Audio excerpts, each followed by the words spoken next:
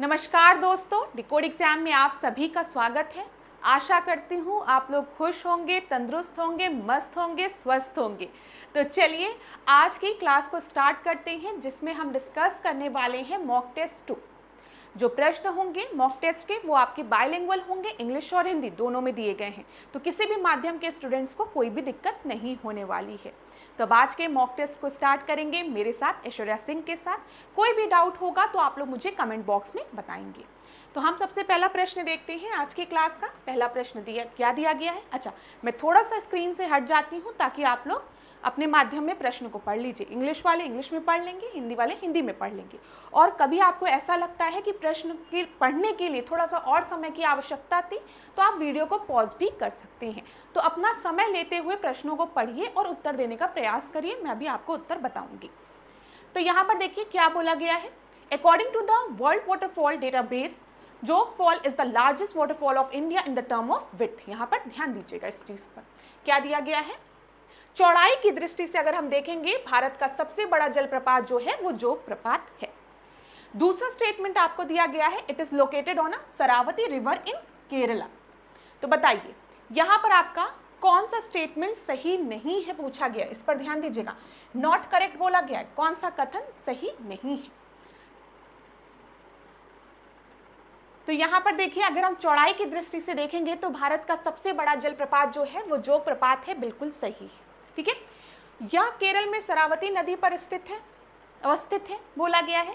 तो हाँ, जब हम जोग जलप्रपात की बात करेंगे तो वो शरावती नदी पर तो है, ये तो सही है, लेकिन केरला में नहीं, ये कर्नाटका में। ठीक है, याद रखिएगा। इस वजह से स्टेटमेंट 2 जो है वो गलत हो गई, क्योंकि कर्नाटका में है। ठीक है, तो यहाँ पर आपका सेकंड स्टेटमेंट गलत है, पहला स्टेटमेंट सही है। प्रश्न में पूछा गया है कि कौन सा कथन गलत है, तो इस वजह से आपका उत्तर क्या हो जाएगा, केवल 2 जो है वो गलत है। ठीक है, बी आपका सही उत्तर हो जाएगा।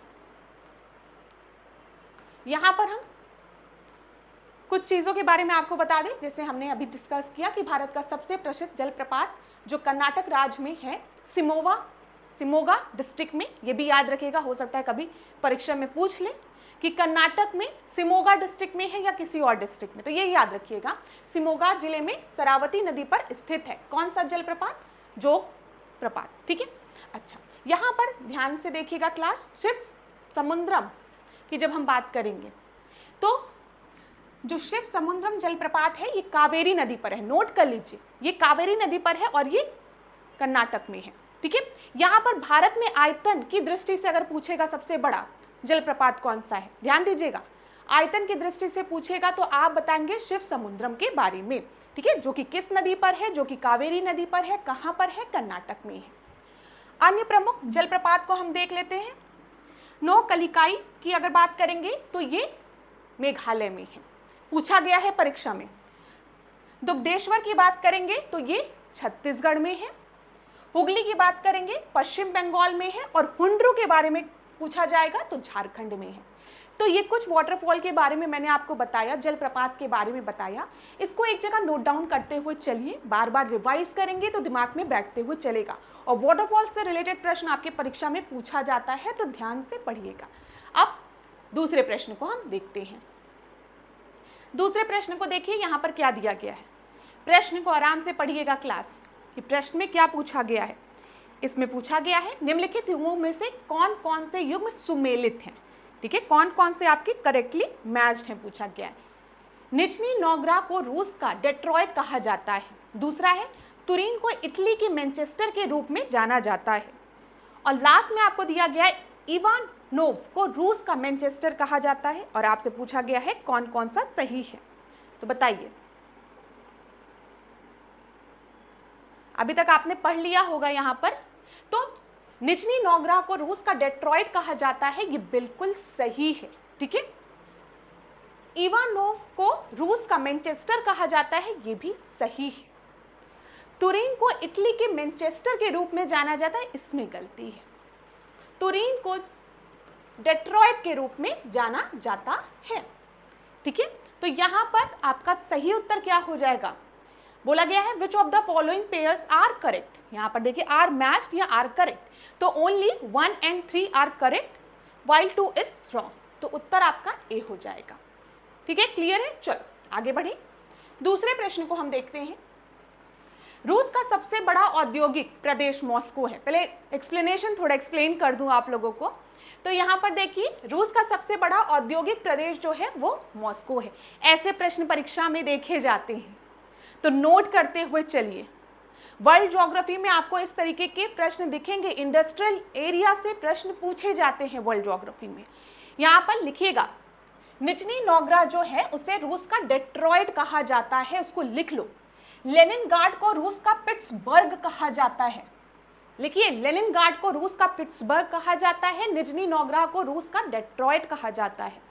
आगे देखिए, मॉस्को का इवानोव को रूस का क्या कहा जाता है? मॉस्को में जो इवानोव है उसे रूस का मैनचेस्टर कहा जाता है।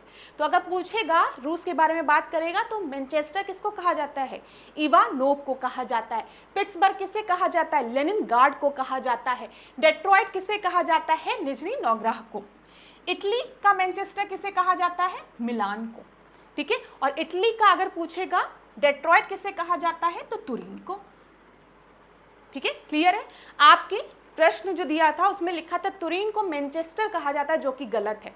आपको याद रखना है, इटली का मैनचेस्टर जो है वो मिलान है और इटली का डेट्रॉइट जो है वो तुरीन है। क्लियर हो गया होगा, आपने नोट भी कर लिया होगा। आगे बढ़ते हैं अगले प्रश्न पे। अच्छा, अगले प्रश्न के पहले थोड़ा सा मैप वर्क करते हुए चलेंगे, जैसे कि हम पहले मॉक टेस्ट में करते थे कि मैं थोड़ा सा मैप वर्क आपको कराती थी। इससे क्या होता है, रोज थोड़ा थोड़ा मैप वर्क करोगे ना तो दिमाग में चीज़ें बैठ जाएगी। एग्जाम में प्रेशर नहीं रहेगा कि वर्ल्ड ज्योग्राफी कैसे कंप्लीट होगी। तो देखो, यहाँ पर इटली की बात कर रहे थे तो मैंने सोचा थोड़ा सा इटली के बारे में आपको बता दूँ। ये आपको क्या दिख रहा है? ये इटली है, ध्यान से देखना, ये क्या है? इटली है। ठीक है, पहले की क्लासेस में मैंने आपको बताया है, इटली के इस साइड आपको दिखेगा एड्रियाटिक सी, फिर इधर आपको आयोनियन सी, इधर टाइरेनियन सी और इधर लिग्यूरियन सी। ध्यान में रखिएगा, यहां पर एड्रियाटिक सी है, एड्रियाटिक सी। ठीक है, इधर अगर आप देखेंगे तो आयोनियन सी, और इधर अगर आप देखेंगे तो टाइरेनियन सी। ठीक है, अच्छा, एक चीज इंपॉर्टेंट, ये क्या है? सार्डिनिया। और इधर आप क्या देखेंगे? सिसिली है, इधर कॉर्सिका है। ये तीन याद रखिएगा। कॉर्सिका पे किसका अधिकार है? फ्रांस का अधिकार है। कॉर्सिका पे किसका अधिकार है? फ्रांस का अधिकार है। सार्डिनिया पर किसका अधिकार है? इटली का अधिकार है। ठीक है, और कॉर्सिका और सार्डिनिया के बीच में यहां पर जो स्ट्रेट है, उस स्ट्रेट का नाम क्या है? स्ट्रेट ऑफ बोनिफेशियो, याद रखिएगा। क्लियर है? और अगर आप यहां सिसिली की बात करेंगे, जिस पर इटली का ही हिस्सा है, मतलब अधिकार है, इटली का ही हिस्सा है ये, यहां पर भी एक स्ट्रेट है जिसे कि मेसिसिना स्ट्रेट कहते हैं। समझ में आया?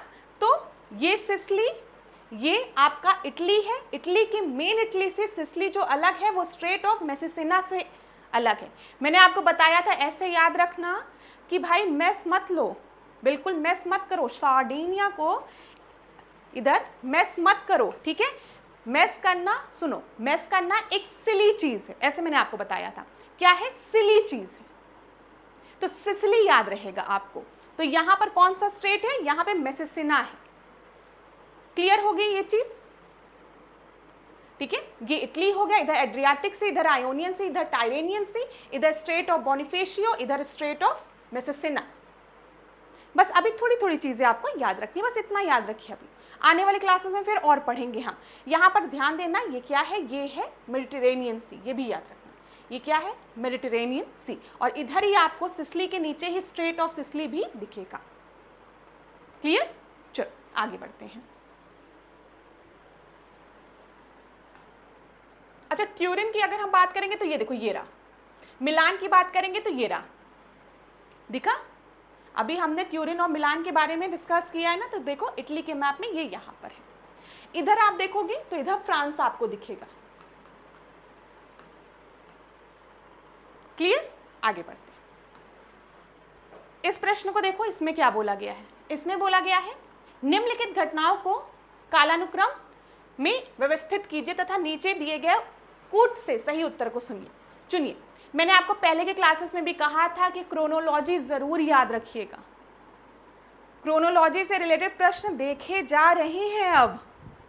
तो क्रोनोलॉजी, चाहे हम आधुनिक भारत की बात करें हिस्ट्री में, या फिर जो रूलर्स जो थे आधुनिक भारत या मध्यकालीन भारत की बात करें, प्रश्न बन रहे हैं क्रोनोलॉजी में। साथ ही साथ एनवायरमेंट में भी क्रोनोलॉजी से रिलेटेड प्रश्न पूछे जाते हैं। पॉलिटी में भी पूछे जाते हैं कि कौन सा केस पहले आया, कौन सा केस बाद में आया। अब यहाँ पर देखो, रियो अर्थ समिट की बात की गई है, ब्रंटलैंड कमीशन रिपोर्ट की बात की गई है, इन्फोर्समेंट ऑफ मॉन्ट्रियल प्रोटोकॉल की बात की गई है, growth report, the limit to growth report की बात की गई है। तो थोड़ा सा समय लो और इसको अरेंज करो। तो बताओ, रियो अर्थ समिट के बारे में तो आप सभी को पता है कि जब हम रियो अर्थ समिट की बात करते हैं तो ये 1992 में हुआ था। ठीक है, कब हुआ था? 1992 में ये रिपोर्ट, ये समिट हुई थी। यहाँ पर मैं लिखती हुई भी चलती हूँ, 1992 में। ब्रंटलैंड कमीशन रिपोर्ट की अगर आप बात करेंगे तो ये 1987 का समय है। मॉन्ट्रियल प्रोटोकॉल की अगर हम बात करेंगे तो मॉन्ट्रियल प्रोटोकॉल आया तो 1987 में है, लेकिन इसका इन्फोर्समेंट 1989 में हुआ है, लागू ये 1989 में हुआ है। और यहां पर जब हम लिमिट टू ग्रोथ की रिपोर्ट की बात करेंगे तो 1972। तो अरेंज करोगे तो सबसे पहले तो 4 आ जाएगा। 4 के बाद देखो क्या आएगा, 4 के बाद आएगा आपका ब्रंटलैंड रिपोर्ट 1987। ठीक है, फिर उसके बाद मॉन्ट्रियल प्रोटोकॉल का इन्फोर्समेंट और बाद में रियो समिट। तो 4, 2, 3, 1 आपका सही उत्तर है, बी आपका सही उत्तर है। क्लियर? आगे बढ़े। यहां पर देखो, लिमिट टू ग्रोथ रिपोर्ट जो थी वो 1972 में आई थी। लिमिट टू ग्रोथ रिपोर्ट के जो ऑथर थे, एक बार उसके बारे में जानकारी ले लीजिए।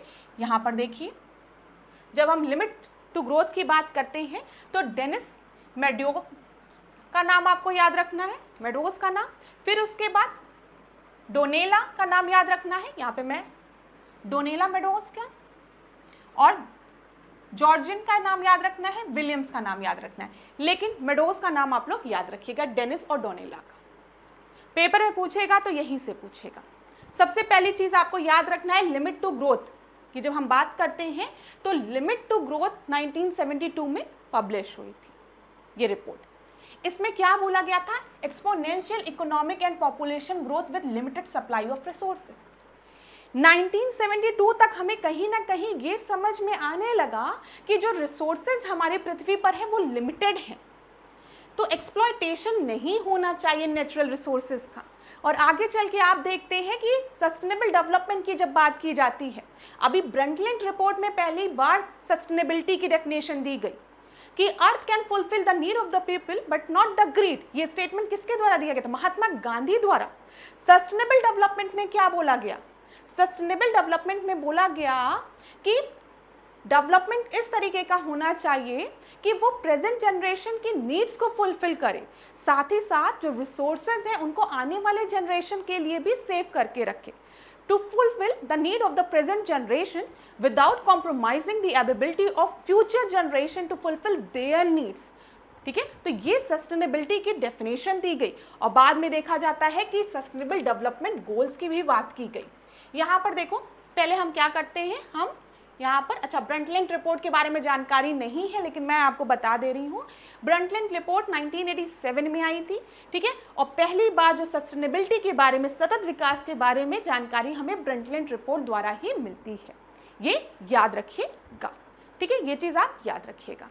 अच्छा, यहाँ पर देखिए, मॉन्ट्रियल प्रोटोकॉल के बारे में बोला गया है। मॉन्ट्रियल प्रोटोकॉल जो है वो 1987 में आया था, जिसकी की जानकारी मैंने आप लोगों को दी। ठीक है, लेकिन इसका इन्फोर्समेंट कब हुआ था? 1989 में हुआ था, इसको नोट डाउन कर लीजिए। और मॉन्ट्रियल प्रोटोकॉल किससे रिलेटेड था? ये ओजोन डिप्लीटिंग सब्सटेंस के बारे में यहाँ पर बात की गई थी। ठीक है, ओजोन डिप्लीटिंग सब्सटेंस, किन किन सब्सटेंसेस के कारण ओजोन जो लेयर है उसमें होल हो रहा है, ओडीएस उसको बोला जाता है। ठीक है, आप सभी को पता है कि ओजोन डे 16 सितंबर को मनाया जाता है, परीक्षा में कई बार पूछा भी गया है। और बहुत बड़ा कंट्रीब्यूशन था क्लोरोफ्लोरोकार्बन का। जो क्लोरोफ्लोरोकार्बन है ये कहाँ से निकलते? रेफ्रिजरेंट से निकलते हैं, जहाँ पर भी कूलिंग एजेंट्स का यूज़ किया जा रहा है। जैसे रेफ्रिजरेटर, एसी, ठीक है, ये सब पॉइंट्स याद रखिएगा, परीक्षा में पूछ लिया जाता है। हाँ, ये इन्फोर्स हुआ 1989 में, लागू हुआ। रियो अर्थ समिट की बात करेंगे तो रियो अर्थ समिट 1992 में आपका हुआ। रियो अर्थ समिट याद रखिएगा, इसे हम United nation conference on environment and development के नाम से भी जानते हैं, यूएनसीईडी के नाम से, United nation conference on environment and development. ये रियो ब्राजील में हुआ था आपका, इतनी चीजें क्लियर होगी। अच्छा, रियो अर्थ समिट की ही देन थी एजेंडा 21। कई बार परीक्षाओं में पूछा गया है कि एजेंडा 21 किस समिट की देन थी, तो रियो अर्थ समिट की देन थी, 1992 में ब्राजील में ये हुआ था। साथ ही साथ United nation framework convention on climate change, UNFCCC की जब हम बात करते हैं तो यहां पर भी वो किसकी देन थी, इसी की देन थी। समझ में आ रहा है? United Nation Convention to Combat Desertification, वो भी किसकी देन थी, रियो समिट की ही देन थी। तो इन सारी चीजों को अभी हम डिस्कस कर लेंगे, बस थोड़ा सा आपको आइडिया लगे इसलिए मैं बताते हुए चल रही हूँ। अब इस प्रश्न को देखिए यहां पर ध्यान से, क्या दिया गया है, प्रश्न को पढ़ते चलिए क्लास, कहीं पर भी कोई भी दिक्कत होगी तो बताइएगा।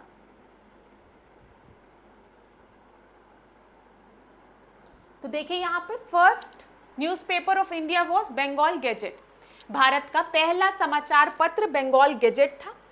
इन the year 1780 James Hicky, J Hicky लिखा है, James Hicky started publishing a newspaper named Bengal Gazette. ठीक है, बंगाल गैजेट जो था पहला न्यूज़पेपर था भारत में, बिल्कुल सही है, जिसका की पब्लिकेशन, जिसको पब्लिश किसने किया था, जेम्स हिक्की द्वारा किया गया था। दोनों ही स्टेटमेंट बिल्कुल सही है क्लास।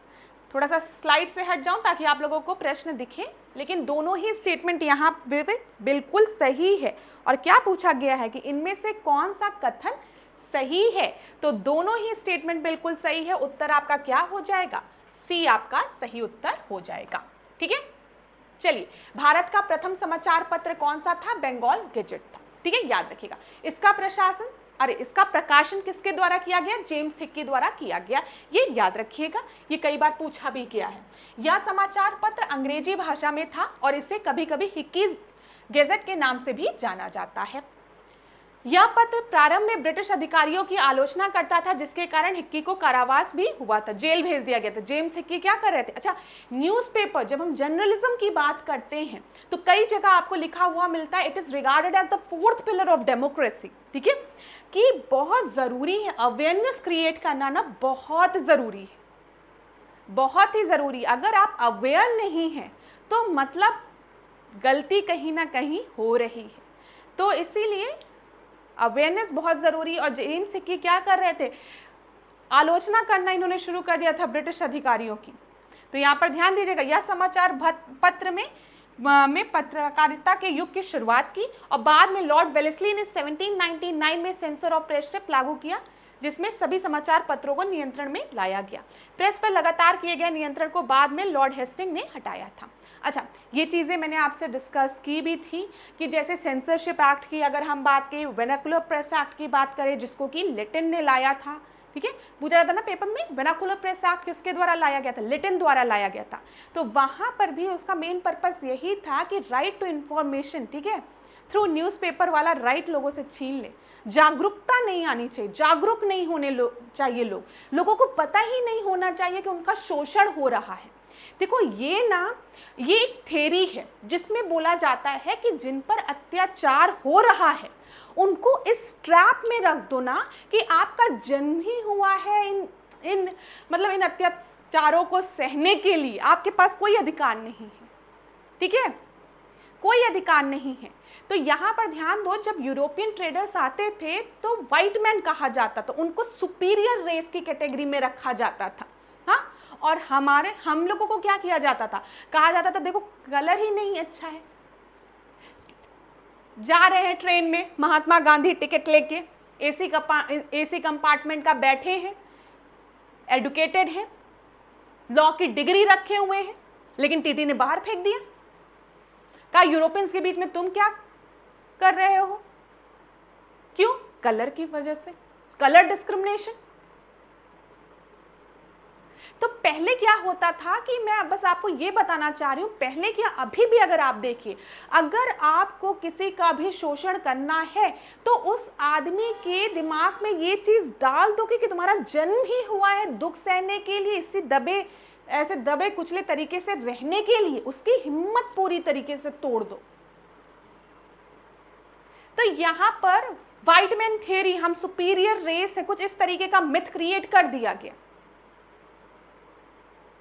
तो अब जब लोगों को पता चलेगा नहीं भाई एजुकेशन हमें भी चाहिए, और अगर हम एजुकेटेड हैं तो भाई हमें आपके बराबर क्यों नहीं जगह मिल रही है, क्वेश्चन उठेगा। ठीक है, अवेयरनेस क्यों जरूरी है, लोग एक दूसरे से कनेक्ट कर पाते हैं, उनको जानकारी मिलती है, अरे भाई खाली हमारा शोषण नहीं हो रहा है, और लोगों का भी शोषण हो रहा है, तो चलो जितने लोग जिनका भी शोषण हो रहा है बैठते हैं एक साथ, विरोध करते हैं। तो सारी चीजें हैं। तो यहाँ पर मैं बस आपको ये बताना चाह रही थी कि प्रेस से रिलेटेड अगर हम देखेंगे तो बहुत से एक्ट्स आए, जैसे वेनाकुलर प्रेस एक्ट आया, जिसको कि बाद में लिटन ने तो लाया, लेकिन बाद में रिपन ने उसे रिपेल भी किया, हटाया भी। ऐसे ही सेंसरशिप एक्ट की हम बात करते हैं 1818 में। तो थोड़ा सा इस पर ध्यान दीजिएगा, यहाँ से भी प्रश्न आपके परीक्षा में पूछे जाते हैं। अगला प्रश्न हम देखते हैं, 5th प्रश्न को देखते हैं। क्या दिया गया है, थोड़ा सा मैं साइड हटूं ताकि आप लोग आराम से पढ़ पाएं।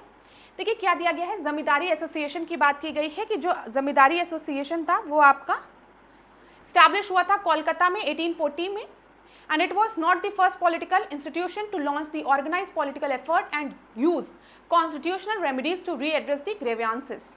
तो यहाँ पर बताइए आपका सही उत्तर क्या होगा। बोला गया है कौन सा स्टेटमेंट सही है, ध्यान दीजिएगा। बोला गया है कि कौन सा स्टेटमेंट आपका सही है। तो जमींदारी एसोसिएशन की स्थापना 1840 में कोलकाता में हुई थी, गलत है, ये 1838 का समय था, कोलकाता में इसकी स्थापना हुई थी, कोलकाता में ही हुई थी। परमानेंट सेटलमेंट की हम बात करते हैं जब। यह पहली राजनीतिक संस्था नहीं थी, नहीं, ये पहली राजनीतिक संस्था थी जिसमें संगठित राजनीतिक प्रयासों का शुभारंभ किया गया था तथा शिकायतों को दूर करने के लिए संवैधानिक उपचारों का उपयोग भी किया गया था। तो यहाँ पर आपका सही उत्तर क्या हो जाएगा, कौन सा कथन सही है, तो दोनों ही गलत है, तो ना एक ना दो, डी आपका सही उत्तर है। ठीक है class, D is the right answer. एक बार हम इसको देख भी लेते हैं, डी आपका सही है। आधुनिक भारत में समाज सुधारों तथा राजनीतिक आंदोलन के पथ प्रदर्शक राजा राम मोहन रहे। अच्छा, राजा राम मोहन रॉय की बात आती है तो दिमाग में बहुत से पॉइंट्स खुद ही आने लगते हैं। जितने पॉइंट्स आते हैं वो मैं आपको बताते हुए चलती हूँ। ठीक है, राजा राम मोहन रॉय को राजा की उपाधि किसके द्वारा दी गई थी, प्रश्न पूछा जाता है कि राम मोहन रॉय को राजा की उपाधि किसने दी थी, तो अकबर द्वितीय ने दी थी, ये याद रखिएगा। अच्छा, इंग्लिश राजा राम मोहन रॉय को आती थी। स्टोरी ये थी कि अकबर द्वितीय को किसी आदमी को भेजना था इंग्लैंड महारानी के पास कि जाओ और जाके बात करो कि मेरा पेंशन बढ़ाया जाए, तो इसलिए उनको किसी आदमी की ज़रूरत थी, और राजा राम मोहन रॉय जो थे वो काफ़ी एडुकेटेड थे, उन्हें अंग्रेजी भी आती थी, उन्होंने इनको चूज़ किया कि जाइए आप। तो उसके बाद उन्होंने इनको राजा की उपाधि भी दी थी। इसी तरीके से पूछा जाता है सती प्रथा में सबसे बड़ा योगदान, महत्वपूर्ण रोल किसने प्ले किया, तो वो भी राजा राम मोहन रॉय द्वारा प्ले किया गया। राजा राम मोहन रॉय के जब भाई की मृत्यु हो गई तो उनकी भाभी को सती कर दिया गया था, मतलब जिंदा जला दिया गया था, जिसका विरोध इन्होंने किया था, जिसकी वजह से इनको घर से भी निकाल दिया गया था, क्योंकि ये ब्राह्मण कुल से बिलोंग करते थे, और जब इन्होंने विरोध किया, आवाज उठाया ना, तब इनको ही बेघर कर दिया गया। लेकिन इन्हीं के प्रयासों के कारण सती प्रथा पर रोक भी लगी, ये भी याद रखिएगा। उनके सहयोगियों ने सर्वप्रथम 1836 में बंग भाषा प्रकाशित सभा नामक राजनीतिक संस्था की स्थापना की थी। यह भी प्रश्न पूछा जा सकता है, बंग भाषा प्रकाशिका सभा की स्थापना किसके द्वारा की गई थी, तो राजा राम मोहन रॉय के सहयोगियों द्वारा की गई थी।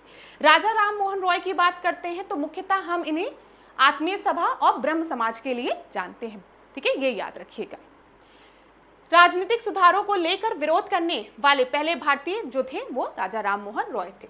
भारत की पहली राजनीतिक संस्था जिसने संगठित राजनीतिक प्रयासों और संवैधानिक उपायों के माध्यम से शिकायतें दूर करने का कार्य किया, वह भी जमींदारी एसोसिएशन, ठीक है, वह थी जमींदारी एसोसिएशन, जिसके बारे में भी हमने देखा।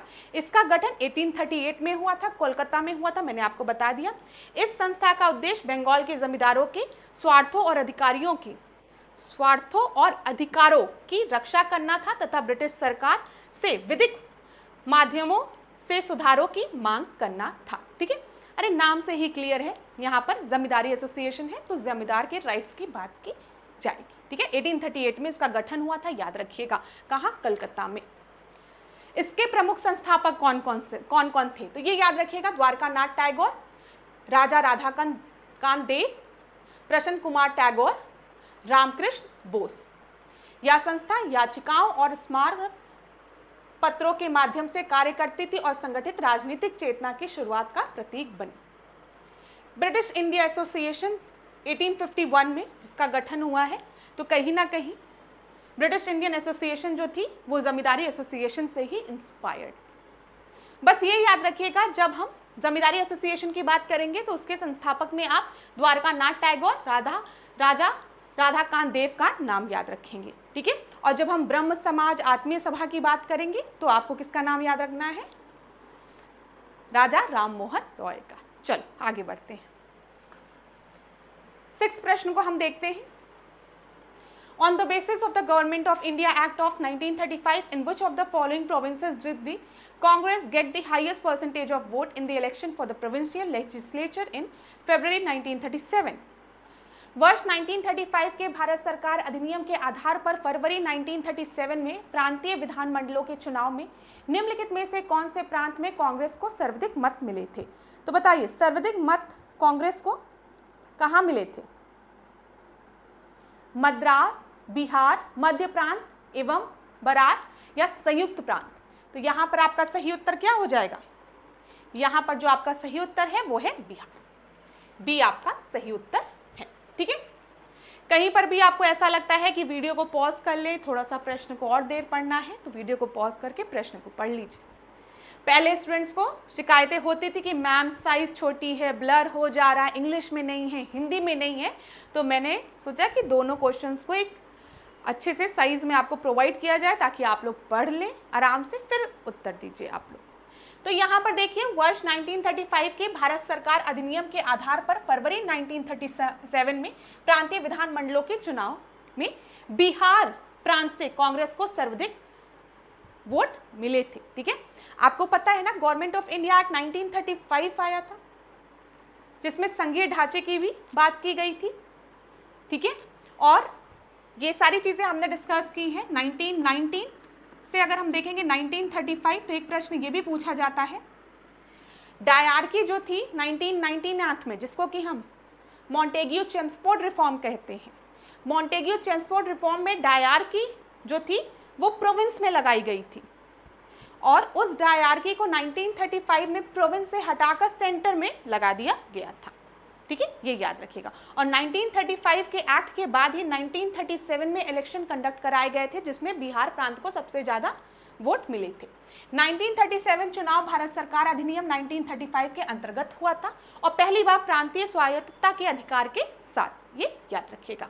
कांग्रेस ने 11 प्रांतों में से 6 में पूर्ण बहुमत हासिल की थी। 6 में 11 प्रोविंस थे जिसमें से 6 में कांग्रेस को मेजॉरिटी मिली थी। वो कौन कौन से थे?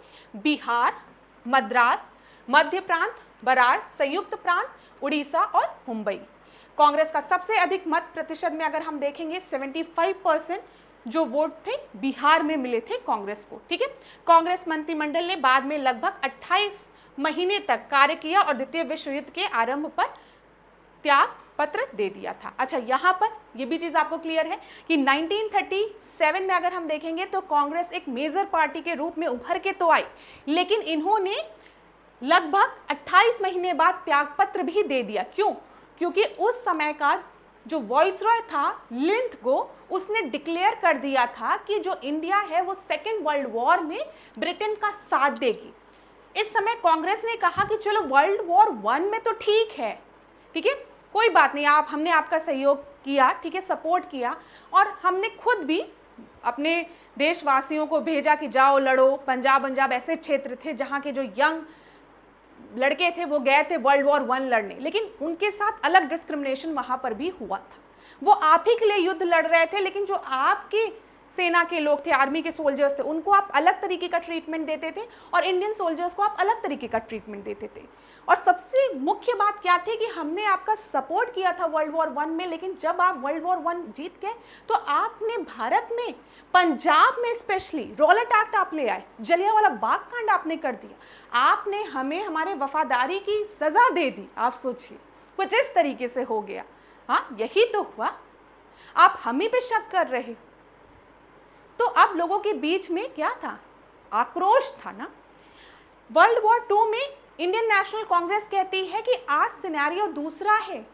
आईएनसी जो है वो एक मेजर पार्टी है, स्ट्रॉन्ग पार्टी है भारत की, और आपने बिना आईएनसी से पूछे ही बोल दिया कि आईएनसी मतलब बिना हमसे पूछे, हमारे लीडर से डिस्कस किया, आपने डिक्लेयर कर दिया कि इंडिया जो है वो हमारा साथ देगा वर्ल्ड वॉर 2 में। नहीं, अब हम आपकी बात नहीं मानेंगे। तो त्यागपत्र दे दिया इसके अगेंस्ट में। समझ में आया? तो ये याद रखिएगा, 1939 में इन्होंने त्यागपत्र दे दिया था। अब यहां पर अगर हम देखें प्रांतों में, मद्रास में 65%, 75%, बिहार में 61%, मध्य प्रांत तथा बरार में 65%, संयुक्त प्रांत में 60%, उड़ीसा। इन प्रांतों के नाम तथा मत प्रतिशत निम्नलिखित हैं। 1935 के भारत सरकार अधिनियम के आधार पर फरवरी 1937 में प्रांतीय विधानमंडलों के चुनाव हुए, जिनमें कांग्रेस ने अपने प्रतिद्वंदी दलों को सफाई करते हुए 5 प्रांतों में पूर्ण बहुमत प्राप्त की। ठीक है, यहां पर ध्यान दीजिएगा। अच्छा, यहां पर एक चीज ध्यान दीजिएगा कि कुछ जगह आपको जैसे 1, 2, 3, ठीक है, 4, 5, 6, ये 6 जरूर याद रखिएगा। यहां पे मेजॉरिटी से आई थी। ठीक है, और कुछ जगह इन्होंने हाथ भी मिलाया था जो दूसरे पार्टीज थे। इतनी चीजें क्लियर हो गई। अच्छा, कहां वंचित रह गए थे? वर्ष 1935 के अधिनियम के उपरांत 1937 में हुए चुनावों में गठित कांग्रेस मंत्रिमंडल का जो कार्य था वो 28 माह तक था। मैंने आपको बता दिया, केवल बंगाल, पंजाब, सिंध में ही, ये याद रखिएगा, बंगाल, पंजाब, सिंध में ही कांग्रेस सबसे बड़ा दल बनने से वंचित रह गई थी। ठीक है, यहां पर ये वंचित रह गई थी, मेजॉरिटी में नहीं आ पाई थी। कांग्रेस ने जुलाई 97 के दौरान 6 प्रांतों में मंत्रिमंडल गठित की थी। वो कौन कौन से थे? मद्रास, मुंबई, मध्य प्रांत, उड़ीसा, बिहार और संयुक्त प्रांत। क्लियर है सारी चीजें? चलो आगे बढ़ते हैं। इस प्रश्न को देखो, कंसिडर द फॉलोइंग स्टेटमेंट, निम्न कथनों पर विचार कीजिए। Butler committee was formed in year 1927। This committee is also regarded as Indian princely state committee.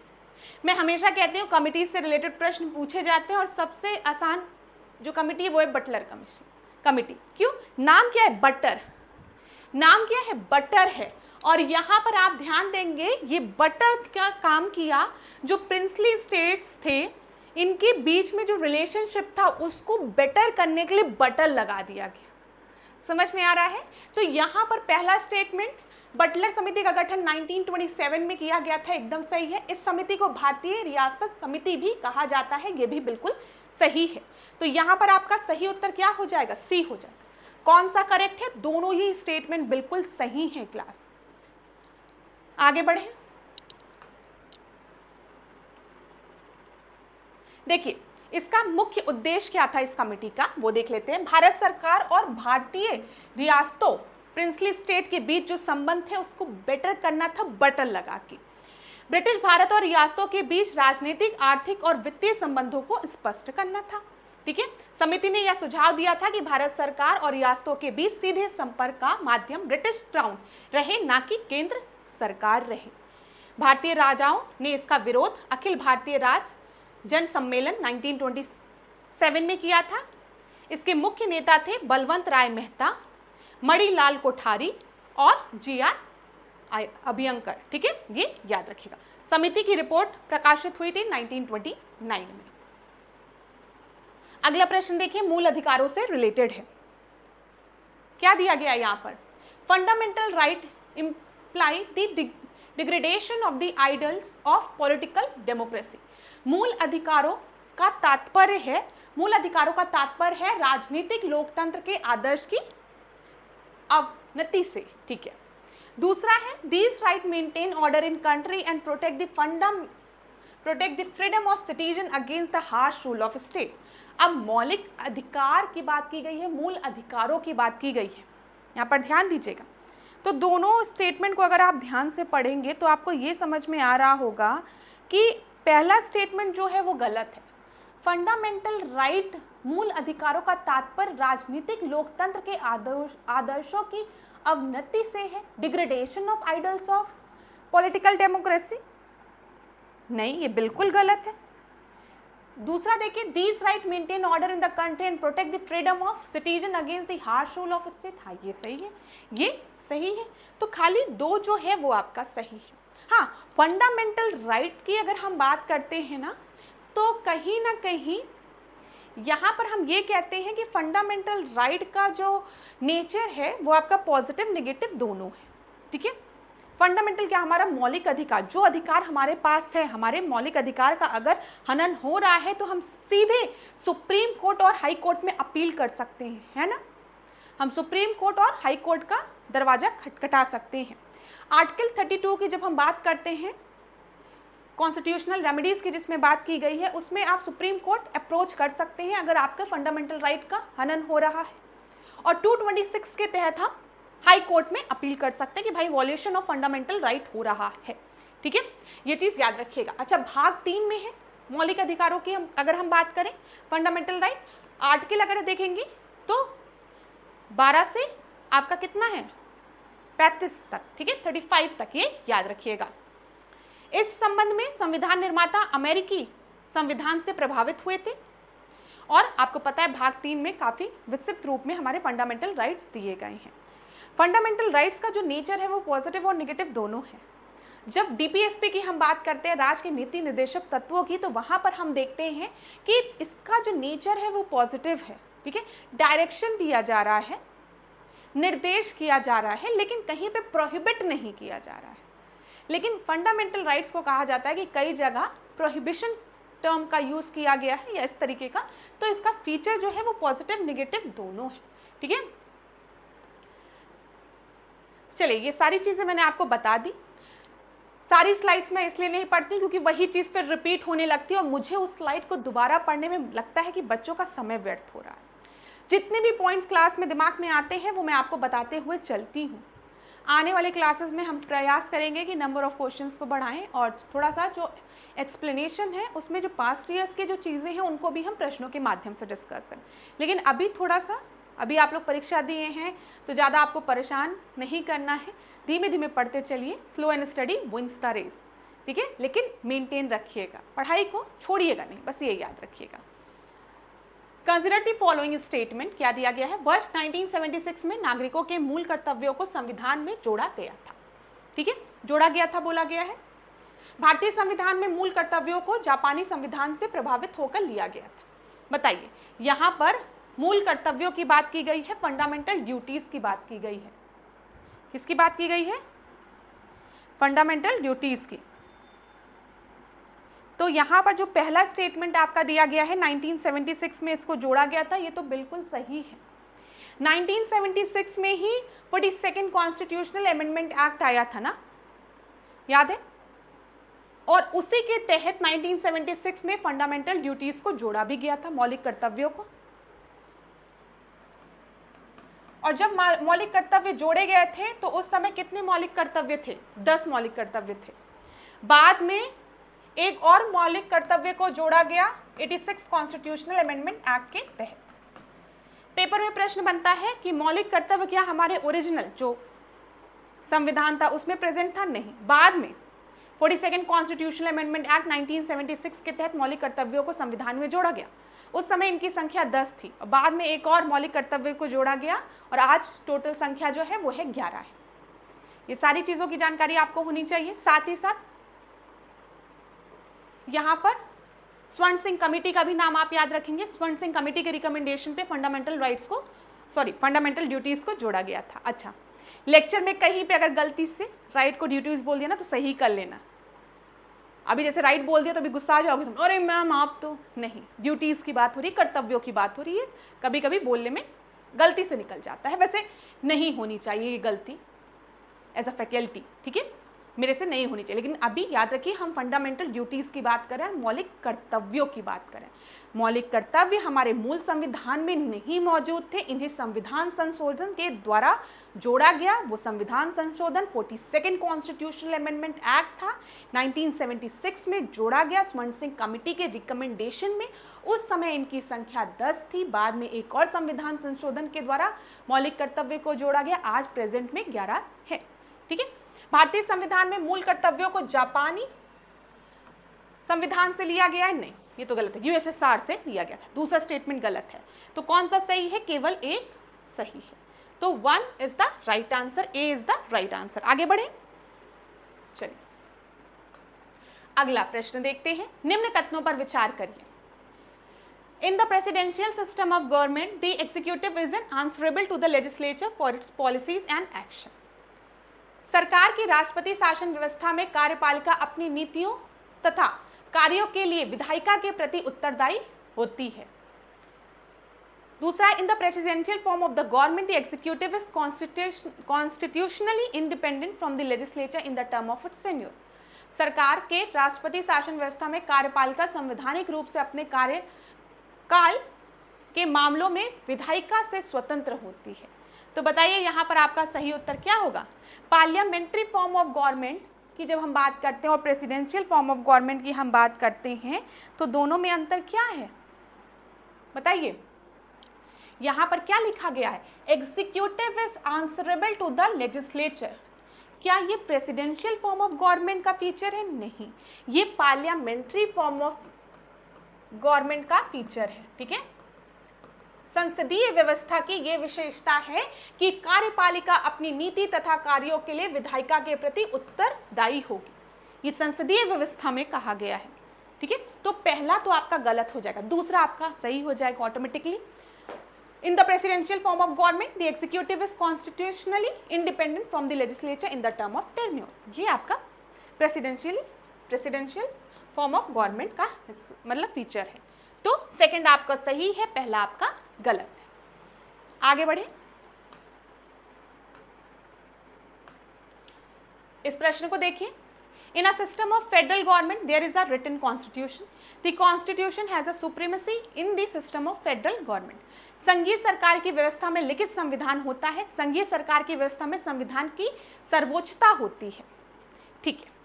Federal form of government की जब हम बात करते हैं तो वहां पर रिटन कॉन्स्टिट्यूशन होता है, लिखित होता है, ठीक है। The constitution has a supremacy in the system of federal government, ये भी सही है। दोनों ही स्टेटमेंट बिल्कुल सही है, सी आपका सही उत्तर है। अब क्लास मेरी बात ध्यान से सुनिएगा। यहां पर देखिए, हम भारत की बात करें तो हमारे यहाँ फेडरल और यूनिटरी दोनों के फीचर्स दिखते हैं, क्लियर है। फेडरलिज्म की जब हम बात करते हैं, हम संघीय ढांचा की बात करते हैं तो वहां पे सेपरेशन ऑफ पावर की बात होती है, ठीक है, डिवीजन ऑफ पावर की बात होती है। जो शक्ति है उसके वितरण की बात होती है, विभाग मतलब शक्ति आपकी दोनों को दी गई है, जो स्टेट्स हैं उनको भी और सेंटर को भी, डिवीजन ऑफ पावर की बात की गई है। अगर हम अपने संविधान में देखें तो जब हम लिस्ट पढ़ते हैं, शेड्यूल 7 में हम देखते हैं तो वहां पे भी हमने सेपरेशन ऑफ पावर की बात की है। एक 3 लिस्टों की बात की है, 3 सूची की बात की है ना, एक आपकी राज्य सूची, संघ सूची और संवर्ती सूची, स्टेट लिस्ट, ठीक है, फिर union list and concurrent list, इसकी हमने बात की है। सेपरेशन ऑफ पावर की हमने बात की है, division of power, separation of power बोलना चाहिए कि बात की गई है, ये बिल्कुल सही है।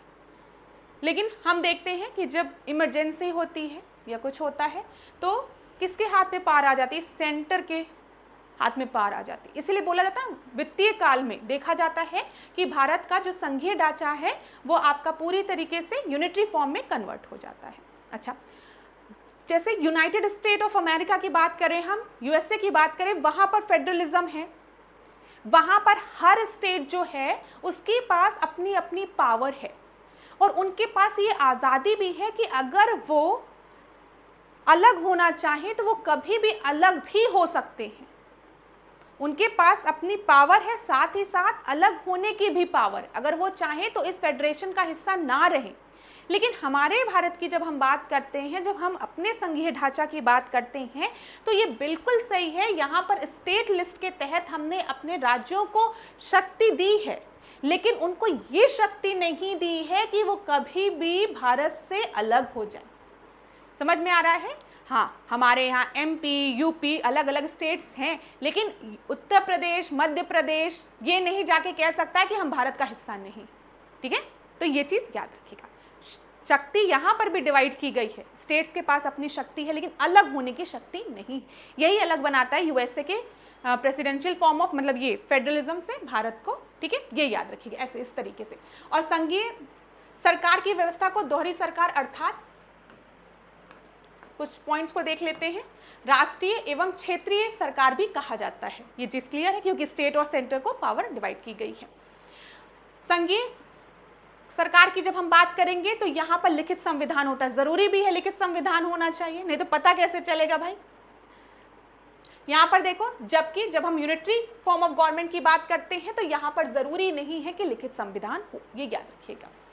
जबकि एकात्मक सरकार की व्यवस्था में संविधान लिखित भी हो सकता है और नहीं भी लिखित हो सकता है, ये ध्यान दीजिए। जैसे फ्रांस, और अलिखित भी हो सकता है जैसे ब्रिटेन। मैंने कहा ना, जरूरी नहीं है कि लिखित हो, तो लिखित भी हो सकता है और जरूरी नहीं है कि कहीं लिखा हो।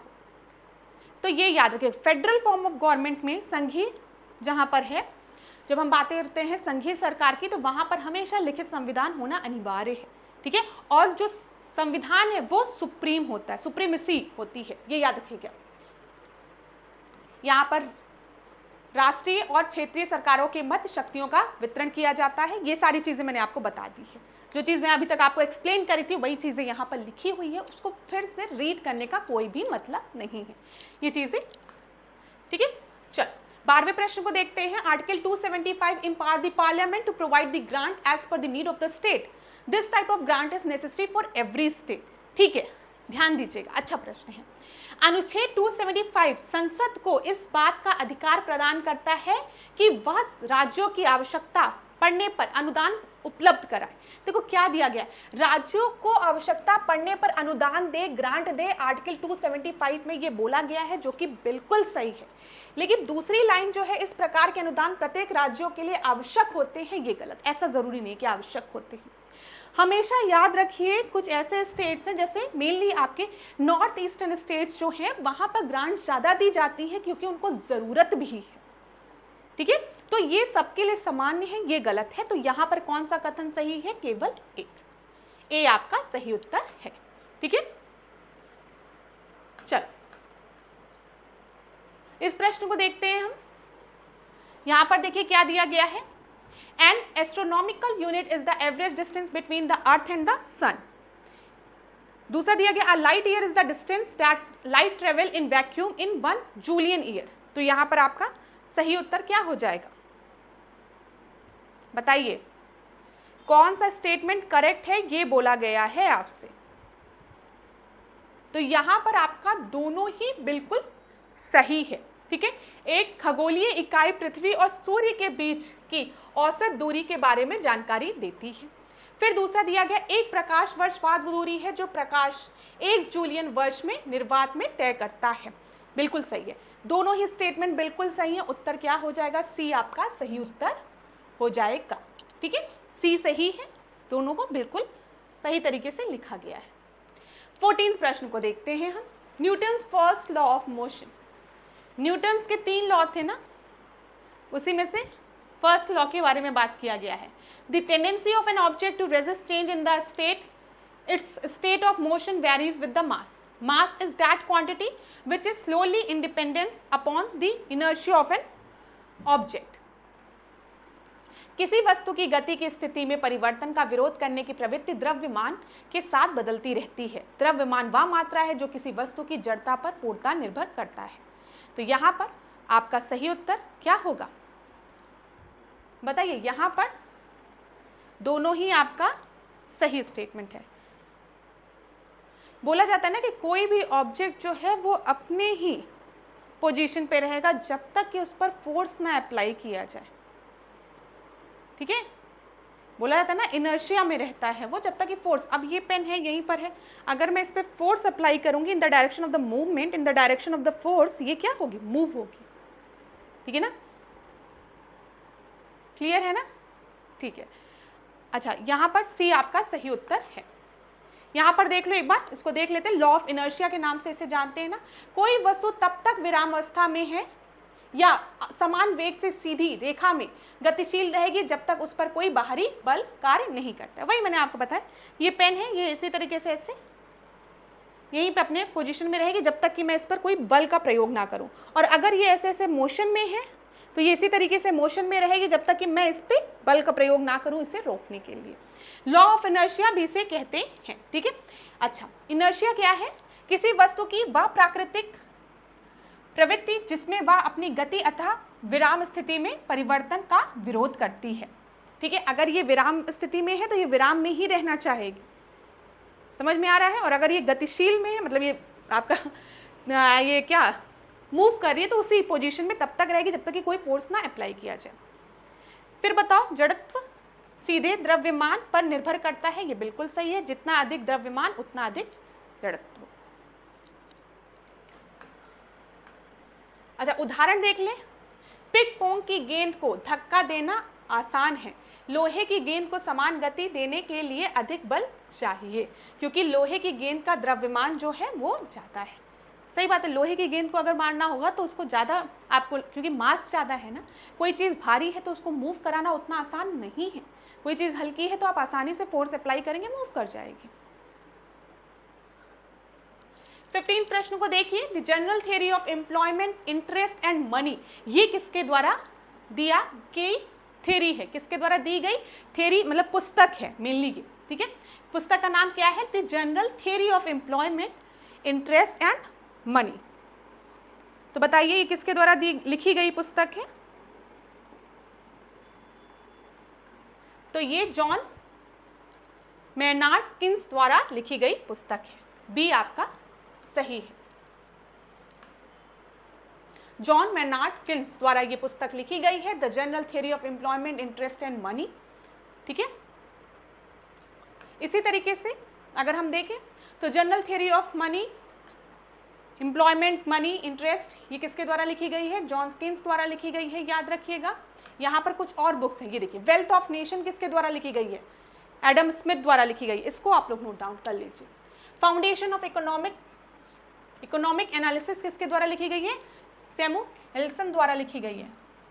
प्रिंसिपल ऑफ इकोनॉमिक्स मार्शल द्वारा लिखी गई है। Nature and significance of economic science, ये रॉबिन्सन द्वारा लिखी गई। दास कैपिटल कार्ल मार्क्स द्वारा लिखी गई है। The theory of employment interest and money, अभी हमने देखा, जेएम किन्स द्वारा लिखी गई है। General theory of employment interest and money Keynes द्वारा लिखी गई है, ठीक है। और हाउ टू पे फॉर वॉर किन्स द्वारा लिखी गई है। चलिए 16th क्वेश्चन को देखते हैं। Surface tension is the elastic tendency of a fluid surface which make it to acquire the least surface area possible, it has no unit and dimension. तो बताइए, सतह तनाव एक तरल पदार्थ की सतह की लोचदार प्रवृत्ति है जो इसे कम से कम सतह क्षेत्र प्राप्त करने में सक्षम बनाती है। इसकी कोई इकाई या आयाम नहीं है। तो यहाँ पर आपका सही उत्तर क्या हो जाएगा,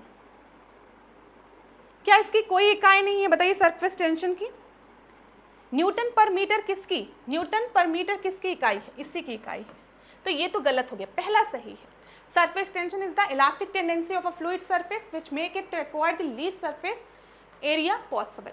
तो यहाँ पर कौन सा करेक्ट है, तो only one is correct, the second statement is wrong, ठीक है।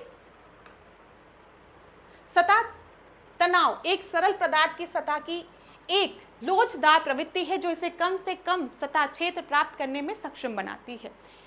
इसे प्रति इकाई लंबाई में बल में मापा जाता है। पृष्ठ तनाव की जो एसआई यूनिट है वो है न्यूटन मीटर, ठीक है।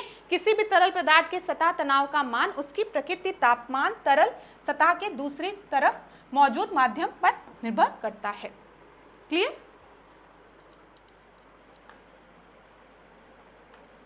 उदाहरण देख लीजिए, उदाहरण जरूरी है। सरफेस टेंशन का एग्जाम्पल जो है ना, पानी की बूंदे, पानी की बूंदे को देखा ना आपने, पानी की बूंदे कुछ इस तरीके से होती है सरफेस टेंशन की वजह से। जो बबल साबुन के बनते कुछ इस तरीके से होते हैं सरफेस टेंशन की वजह से। इसका कारण है कि बूंद उस रूप को ग्रहण करती है जिसमें उसकी स्थितिज ऊर्जा न्यूनतम होती है, या केवल सतह तनाव है जो बूंद पर कार्य कर रहा है, इसकी संभावित ऊर्जा कम क्षेत्र के साथ न्यूनतम होती है। चलो मनरेगा से रिलेटेड प्रश्न को देखते हैं। कौन सा प्रश्न है? 17 प्रश्न है। क्लास टेस्ट में हम लोग कितने प्रश्न देखेंगे? 20 प्रश्नों को देखेंगे। तो इस प्रश्न को देखिए, मनरेगा वाली प्रश्न को। This is the government ambitious national rural employment guarantee scheme. Under Manrega, the central government has been transferring the fund directly to the workers' account through DBT since 1st January 2016. Uttar Pradesh is the first state in the country to start the e-transfer scheme. तो बताइए मनरेगा से related कौन से statement आपके सही हैं? पढ़ लीजिए थोड़ा समय लेके। तो यहाँ पर ध्यान दीजिएगा, यह सरकार की महत्वाकांक्षी राष्ट्रीय ग्रामीण रोजगार गारंटी योजना है, बिल्कुल सही है। मनरेगा के तहत केंद्र सरकार 1 जनवरी 2016 से सीधे कामगारों के खातों में डीबीटी के माध्यम से धन का हस्तांतरण कर रही है, ये भी बिल्कुल सही है। डायरेक्ट बेनिफिट ट्रांसफर की बात करते हैं, सीधे अकाउंट में बेनिफिशियरी के अकाउंट में पैसे जा रहे हैं 2016 से। उत्तर प्रदेश ई ट्रांसफर योजना शुरू करने वाला देश का पहला राज्य था, ये गलत है, पहला राज्य केरला था। तो only A is the right answer. ठीक है, क्लियर है? कहीं पर भी ऐसा लगता है वीडियो को पॉज करने की आवश्यकता है, प्रश्न को थोड़ा और समय मिलना चाहिए तो वीडियो को पॉज कर लिया करिए।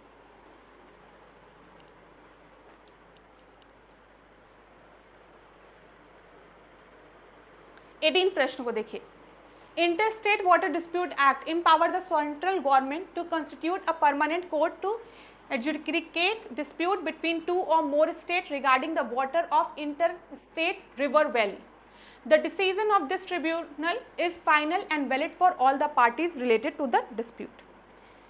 तो बताइए आपका सही उत्तर क्या है यहाँ पर? अच्छा, सबसे पहले बताइए इंटर वाटर डिस्प्यूट की बात किस आर्टिकल में बोली गई है? तो इसके बारे में आर्टिकल 262 में बोला गया है, ये याद रखिएगा। तो आर्टिकल 262 के बारे में आपने पढ़ा होगा।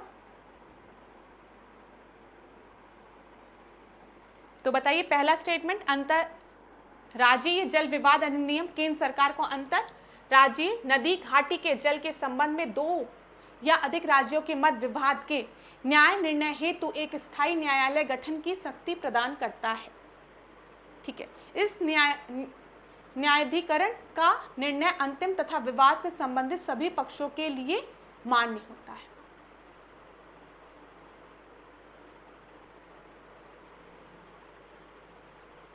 बताइए क्या है? स्थायी न्यायालय के गठन की शक्ति प्रदान करता है। तो यहाँ पे कौन सा कथन सही है ये बोला गया है। तो 1 और 2 में आपका कौन सा स्टेटमेंट सही है? तो यहाँ पर केवल 2 जो है ना वही सही है। क्या लिखा है? स्थायी न्यायालय। यहाँ पर ध्यान दीजिए, बी सही उत्तर है, आपको पता चल गया। संविधान का अनुच्छेद 262, मैंने आपको बताया ना 262 की जब हम बात करते हैं तो यह अंतरराज्यीय जल विवादों के न्याय निर्णय से संबंधित है। ठीक है, डिस्प्यूट से संबंधित है। इस प्रावधान के अधीन संसद ने 2 कानून बनाए थे, इनका नाम नदी बोर्ड अधिनियम 1956 तथा अंतर्राज्यीय जल विवाद अधिनियम 1956 था। नदी बोर्ड अधिनियम अंतर्राज्यीय नदियों तथा नदी घाटियों के नियंत्रण तथा विकास के लिए नदी बोर्ड की स्थापना हेतु बनाया गया था। नदी बोर्ड की स्थापना संबंधित राज्यों के निवेदन पर केंद्र सरकार द्वारा उन्हें सलाह देने के लिए की जाती थी। ठीक है, केंद्र सरकार को अंतर्राज्यीय नदी घाटी के जल के संबंध में 2 या 2 से अधिक राज्यों के मध्य में विवाद के न्याय निर्णय हेतु एक अस्थायी, क्या लिखा है? अस्थायी न्यायालय के गठन की शक्ति प्रदान होती है। मैंने अभी आपको बताया ना यहाँ पर किस चीज पर आपको ध्यान देना है, एक स्थायी, यही गलती की है। क्या लिखा हुआ है? Dispute between regarding the water of interstate constitute a permanent, स्थायी नहीं अस्थायी, ये याद रखिए, एक छोटी सी गलती की गई। क्लियर हो गया यहाँ पर, इसलिए मैंने कहा आपको एक बार मैं स्लाइड में बता दूं। तो यहाँ पे स्थायी को अस्थायी होना चाहिए। 19th प्रश्न को हम देखते हैं। Indirect election of president is in harmony with the parliamentary system of government envisaged in the constitution. In this system the president is the only a nominal executive. बताइए यहाँ पर आपका सही उत्तर क्या हो जाएगा? दोनों ही बिल्कुल सही है। राष्ट्रपति का अप्रत्यक्ष चुनाव होता है, आपको पता है संविधान में परिकल्पित सरकार की संसदीय व्यवस्था के साथ सद्भाव रखता है। जब हम राष्ट्रपति के इलेक्शन की बात करते हैं तो मैंने आपको बताया है कि राष्ट्रपति के इलेक्शन में इलेक्टेड मेंबर्स ही पार्टिसिपेट करते हैं ना। जो इलेक्टेड मेंबर्स हैं खाली वही पार्टिसिपेट करते हैं, ये याद रखिएगा। चाहे हम स्टेट की बात करें चाहे हम पार्लियामेंट की बात करें, पार्लियामेंट के दोनों हाउसेस की हम बात कर रहे हैं, ठीक है, लोकसभा राज्यसभा की दोनों की। नॉमिनेटेड मेंबर्स जो है वो इलेक्शन में पार्टिसिपेट नहीं करते हैं और स्टेट के भी नॉमिनेटेड मेंबर्स पार्टिसिपेट नहीं करते हैं, ये याद रखिएगा। इस व्यवस्था में राष्ट्रपति केवल नामात्र का कार्यकारी होता है। ये भी सही है, बोला जाता है ना जो राष्ट्रपति है वो क्या है, वो आपका नॉमिनल हेड है, असली शक्ति तो प्राइम मिनिस्टर के पास होती है। कई जगह आपको लिखा मिलता है कि राष्ट्रपति जो प्रेसिडेंट है वो रबड़ स्टैंप है, तो ये चीज याद रखिएगा, सी आपका सही उत्तर है। बोला जाता है ना president will work on the aid and advice of council of minister. Council of ministers जो एडवाइस देंगे उसी को राष्ट्रपति को मानना पड़ेगा। हाँ, कुछ डिस्क्रिशनरी पावर्स हैं राष्ट्रपति के पास, लेकिन ज़्यादातर बोला जाता है the president will work on aid and advice of council of ministers headed by prime minister. इस प्रश्न को देखिए, ये 20वां है और आज की क्लास का आखिरी प्रश्न है, इसके बाद आप लोगों की छुट्टी, ठीक है। तो इस प्रश्न को देख लीजिए, थोड़ा वीडियो को पॉज करना होगा तो पॉज भी कर लीजिएगा। The term of office of the president is 6 years from the date of his assumption of office. It can be removed by special power by passing it in majority in Rajya Sabha. तो यहाँ पर आपका सही उत्तर क्या है बताइए? उपराष्ट्रपति की पदावधि उसके पद ग्रहण करने से लेकर 6 वर्ष तक की होती है। 6 वर्ष की होती है कि 5 वर्ष की होती है? 5 वर्ष की होती है, 6 वर्ष गलत दिया है, 5 वर्ष होना चाहिए। इसे राज्यसभा द्वारा बहुमत में पारित कर विशेष अधिकार द्वारा हटाया भी जा सकता है, हाँ हटाया जा सकता है। तो केवल 2 सही है, पहला गलत है। देखिए लिखा है उपराष्ट्रपति की पदावधि उसके पद ग्रहण करने से लेकर 5 वर्ष तक होता है। हालांकि वह अपनी पदावधि में किसी भी समय अपना त्यागपत्र राष्ट्रपति को दे सकता है। इसे अपने पद से पदावधि पूर्ण होने से पूर्व भी हटाया जा सकता है।